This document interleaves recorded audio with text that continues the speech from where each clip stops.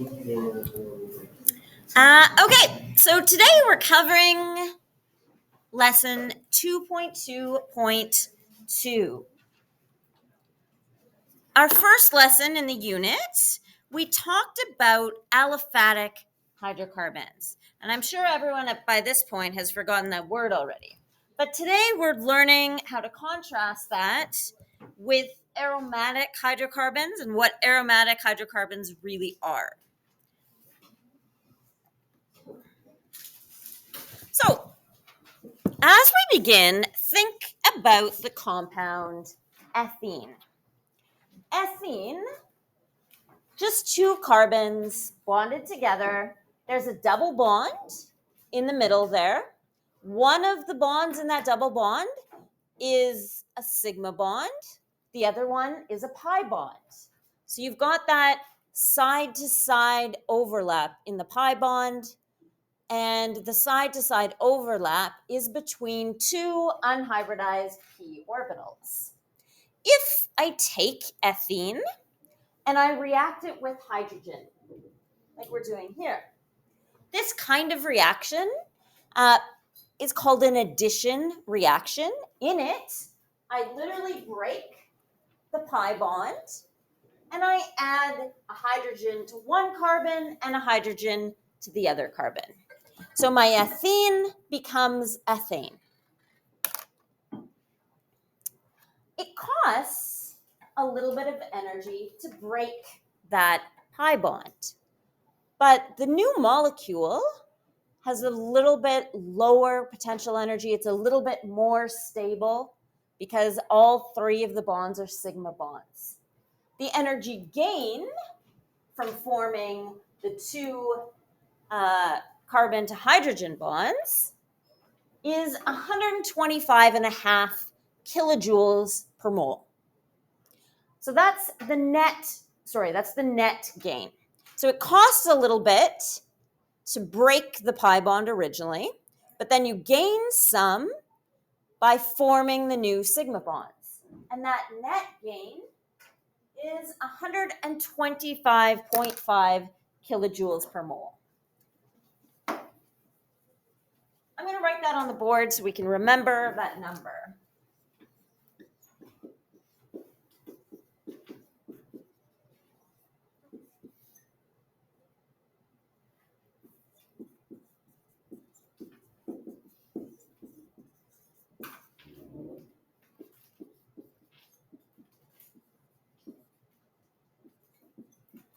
So 125.5 kilojoules to break one pi bond and reform two sigma bonds. Okay, that's our net profit. Consider this molecule then. Here I've got 1,3-butene. So again, just carbons and hydrogens, but now I've got two double bonds in my chain. This reaction also undergoes an addition when you react it with hydrogen. So you can break those two pi bonds. And when you do, you break the pi bonds and you add a hydrogen here and a hydrogen here and a hydrogen here and a hydrogen here. And you end up with butane. So you're turning butene into butane. What do you think the net profit is for hydrogenation or addition of the hydrogens to this 1,3-butane?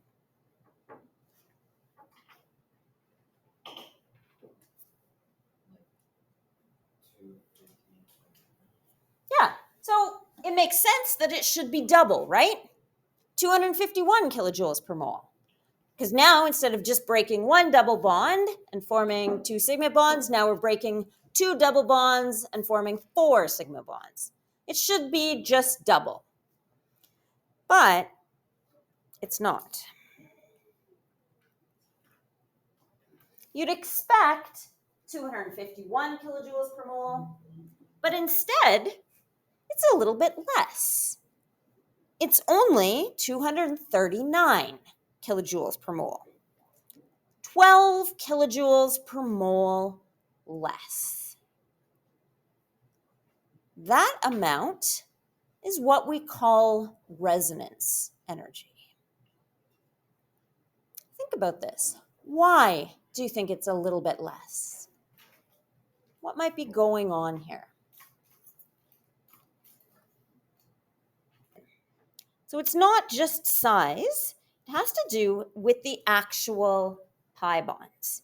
So think about this. On this carbon here, you've got this p orbital that's actually sticking straight out of the page, and this p orbital that's sticking straight out of the page, and they're kind of overlapping side by side like that.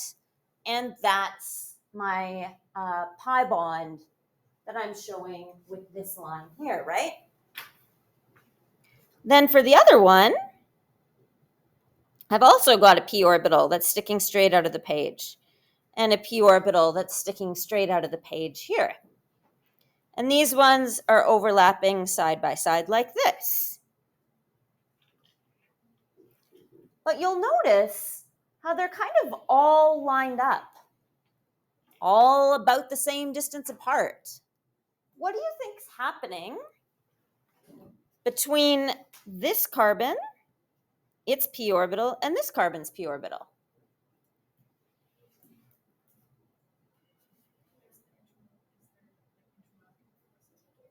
Not intermolecular forces, because that's actually between molecules. But you're right, there is a force between this p orbital and this one too.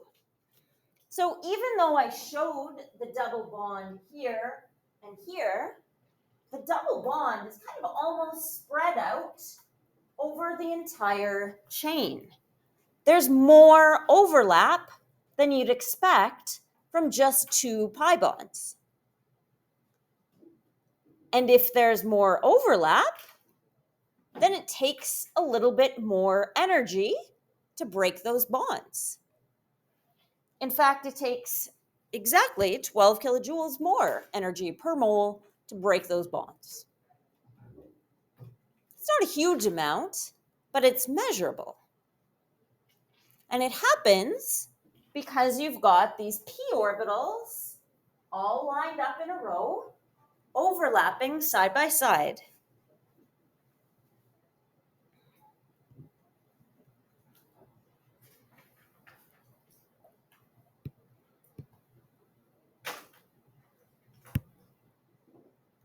So resonance energy happens when you've got p orbitals overlapping, when you've got a pi bond that's spread over the whole structure. It makes the whole structure more stable than it would be without. And as a result, it costs a little bit more energy to break that pi bond than it would if it was just two unassociated pi bonds. So, what would allow you to have a lot of resonance energy? A lot of pi bonds. So maybe a really, really long chain. Any other possibilities?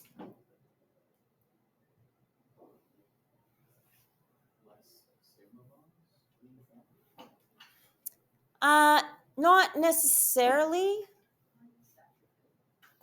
Sorry? Unsaturated? Definitely needs to be unsaturated.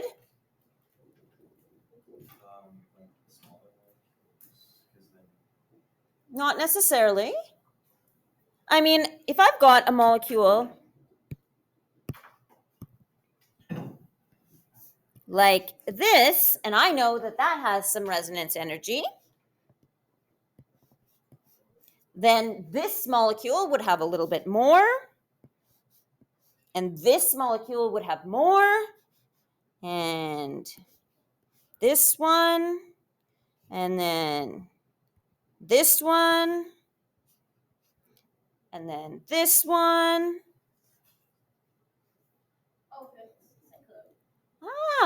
Maybe if we manage to make a ring.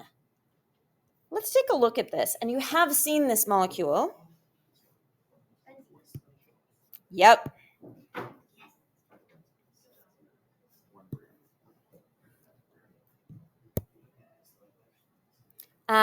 So before we, no, I'll come back to this. Okay.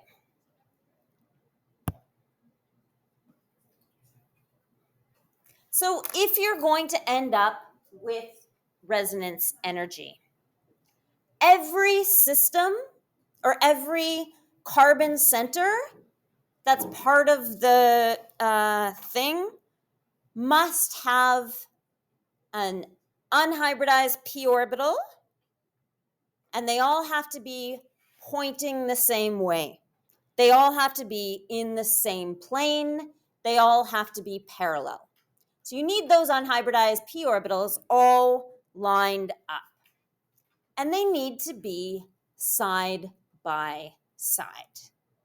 If they're not lined up and side by side, then you can't have resonance energy because they can't overlap on both sides. Take a look at this molecule. Think about what's going on here. Do we think this has any resonance energy? I stopped recording. The pi bonds aren't side by side. They're not all in a plane. I'm interrupted by this sp3 hybridized center.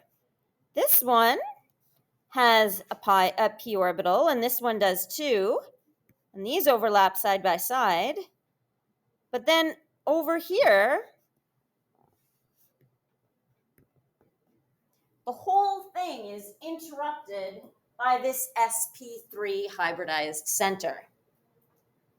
So this one doesn't have any resonance energy.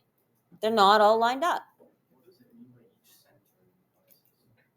Each carbon that's in your kind of chain or your ring or your whatever needs to be all lined up side by side.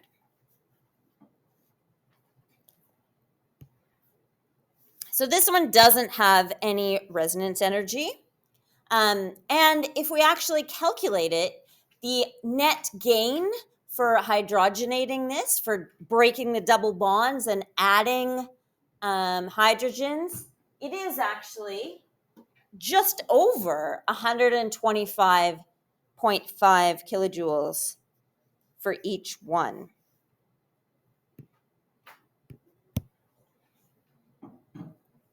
Instead of being less than 151, it's slightly more than 151 kilojoules, not kilocalories per mole. It's a typo. Okay. So, sorry, go ahead.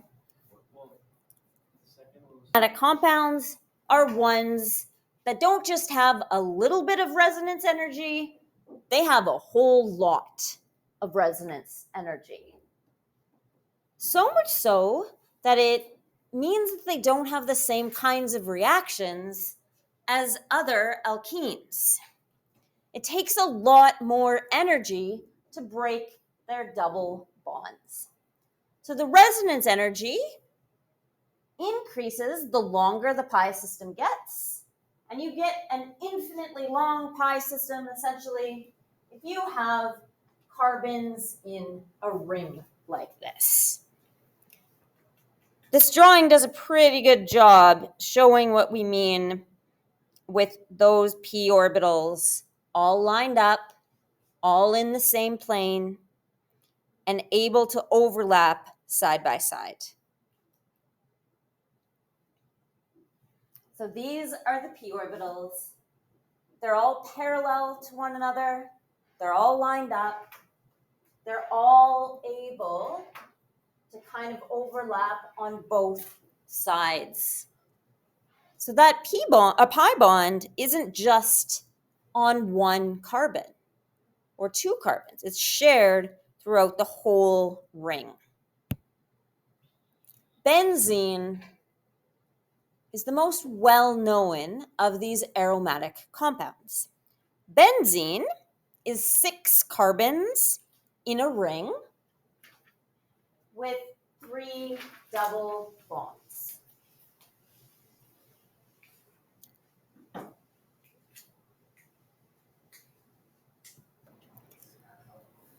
But you'll notice that it wouldn't matter where you draw draw the double bonds. You could have put them there, but you could have also put them there. It's really both of them at the same time. Because that double bond is shared through all the carbons in the system. So this is right, and this is right. And as Anthony said, so is the one that just has the circle in the middle.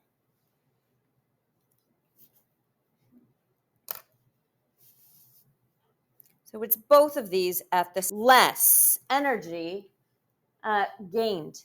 Benzene has a resonance energy of 151, and again, that should be kilojoules, not kilocalories, per mole. So, if you see benzene written with a circle in the middle, that's showing you that those double bonds are shared between all the carbons in the circle, in the ring. It's got all these delocalized pi bonds. Are there other ring structures that should be able to do this with unhybridized p orbitals all side by side? Try and draw some.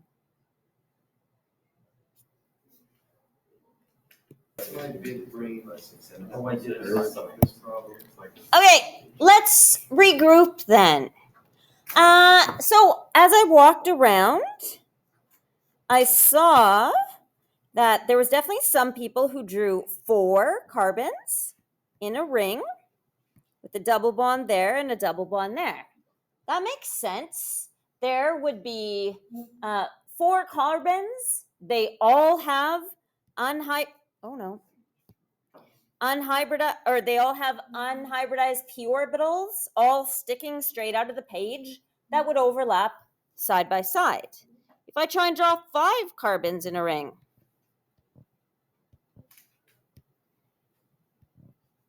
this, however, doesn't work because this carbon is sp3 hybridized. It would have 2 hydrogens sticking off it, not just one. It has no unhybridized p orbitals, so that doesn't work. Then we know 6 is benzene, so we know 6 works. 7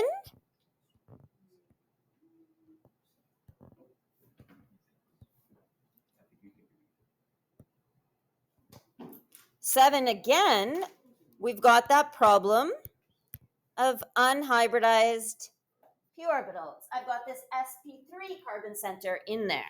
So 7 doesn't work. George, what's that pattern you were observing? Yeah, for ones that work. So it's looking like we need an even number of carbons. So 7 doesn't work. Let me see if I can draw an octagon. 1, 2, 3, 4, 5, 6, 7, 8 sides. That's not 8, is it? 1, 2. Ah.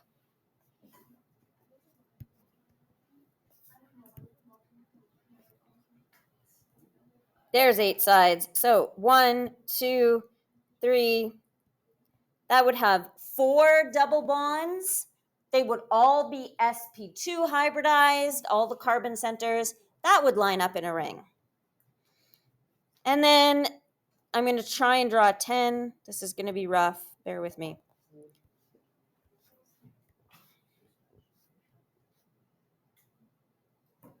It's a terrible drawing, but 1, 2, 3, 4, 5 double bonds. They're all sp2 hybridized. There would be overlapping p orbitals throughout the whole thing. So what we see here is that you can make these rings that have unhybridized p orbitals overlapping all in a ring. The thing is, when you do experiments, you find that not all of them actually have very much resonance energy. Not all of them are aromatic. For some of them, it doesn't really work out. So we have a rule for this. It's called Huckel's rule. And Huckel's rule tells us that any planar single ring that has that pi system of unhybridized p orbitals overlapping all in a row, it will be aromatic if the number of pi electrons minus 2 divided by 4 is a whole number.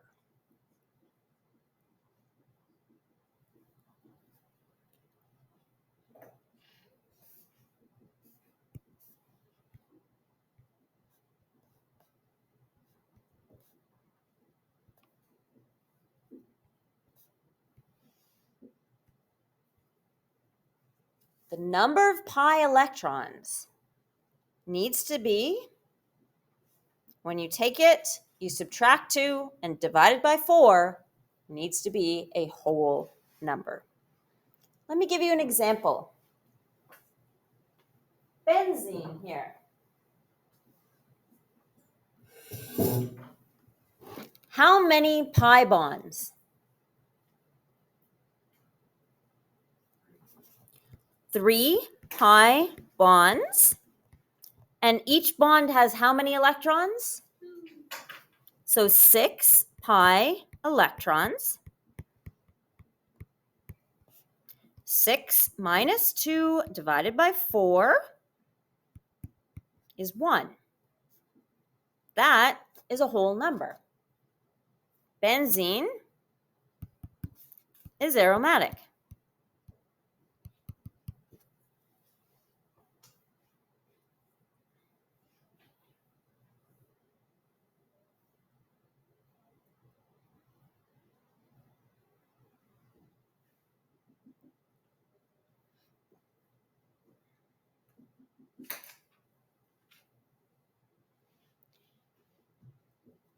What would be the next whole number to look for? 2, right?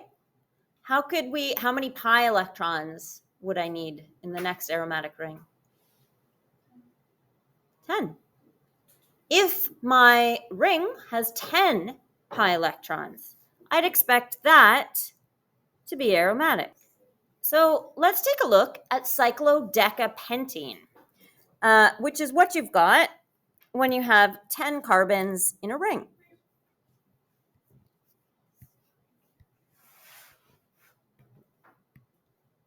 I drew that poorly. I'm going to try again. 1, 2, 3, 4, 5, 6, 7, 8, 9, 10.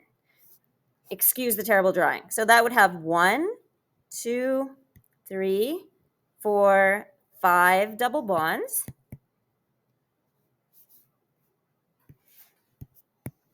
So 5 pi bonds, and therefore 10 pi electrons. And now we try the rule. 10 minus 2 divided by 4. What is that?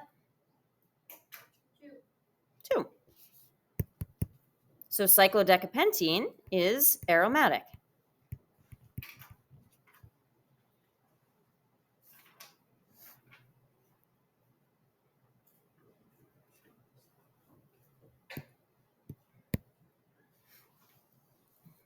Try this one.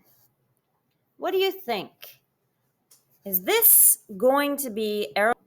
Okay, let's go through our criteria. First off, do we have a bunch of carbons in a ring? Yes. Secondly, do they all have unhybridized p orbitals? What's the hybridization on this carbon here? Sorry.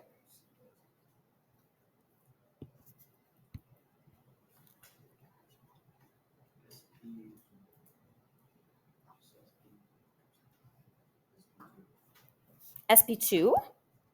It's forming 3 bonds. It's all trigonal planar. This one's also sp2.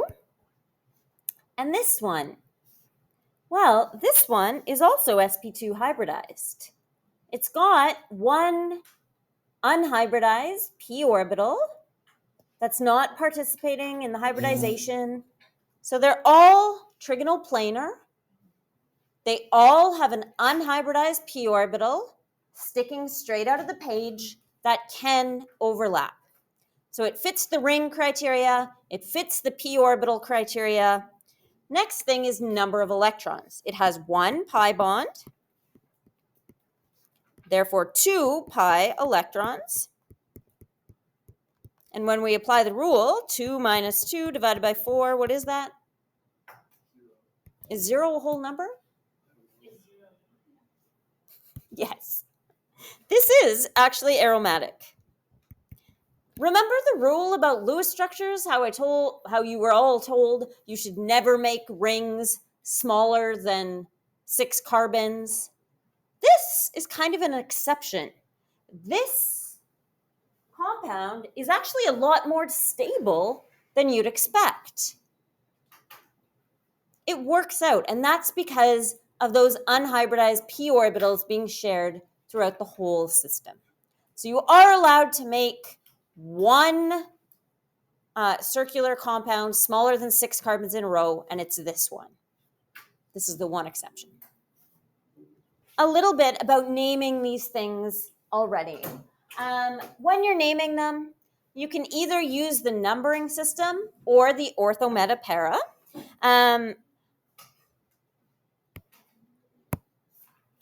So try naming this one. Those are threes. CH3, CH3. So obviously, this is a benzene, and it's got 2 methyl groups, even though my handwriting's hard to read. So it would be dimethyl benzene. And this could be 1,2 dimethyl benzene, or what's the other word we use when they're side by side? Ortho, or ortho dimethyl benzene. Benzene has an E on the end. So that's the first one.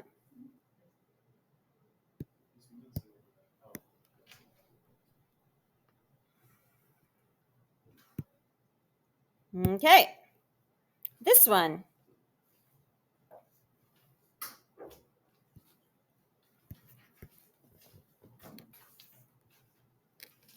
Not much has changed, but I moved the methyl group over one. So what do I have now? Meta, or 1,3 dimethyl benzene.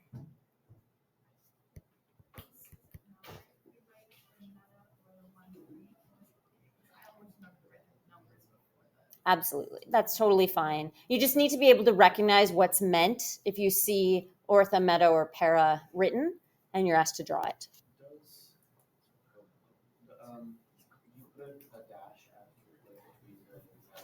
I think technically we should have a dash there. No, I mean, I meant that means, like, if you use the word. I think there should technically still be a dash there. So, maybe just meta benzene or meta time. And then for the last one, this one would be para, or 1,4.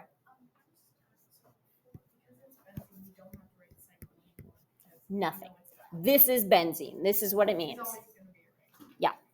And what do we call benzene when it's a branch again? Phenyl.